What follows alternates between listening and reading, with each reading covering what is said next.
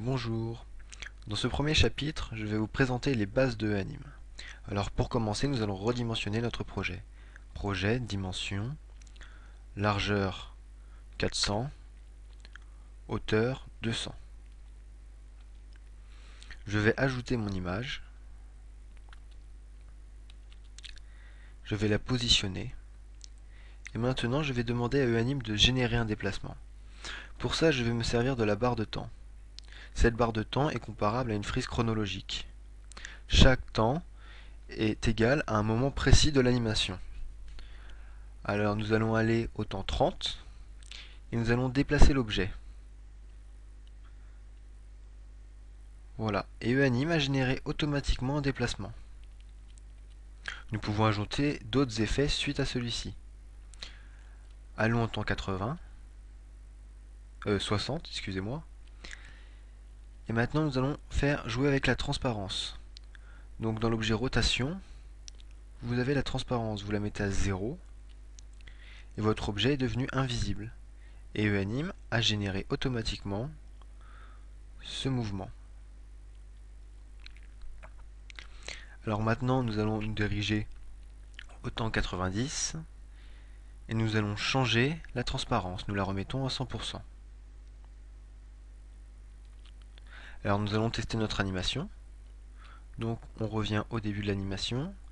Une petite astuce pour lire des animations sans programmation, restez appuyé sur Shift et cliquez sur le bouton Play.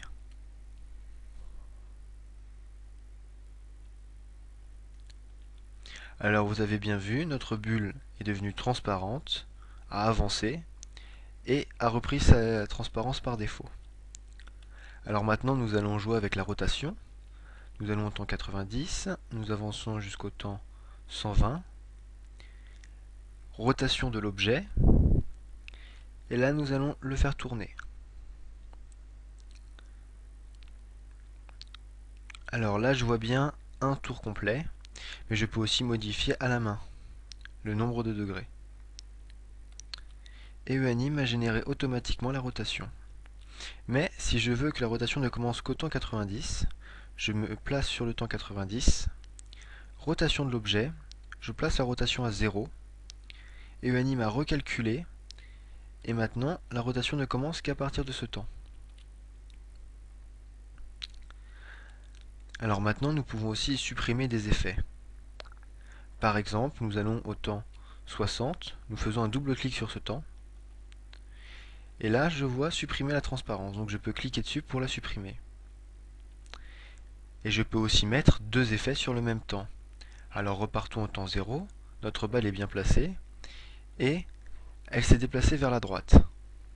Alors maintenant nous allons lui demander aussi de descendre. Et automatiquement Eanim a recalculé.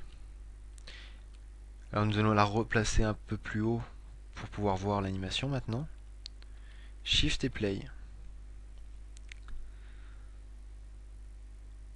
Notre objet ne devient plus transparent et il tourne bien. Alors maintenant nous allons stopper l'animation à la fin. Pour cela, nous plaçons au temps 120 et nous rajoutons un stop.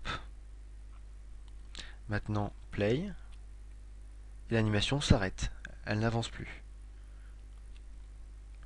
Merci d'avoir suivi ce tuto.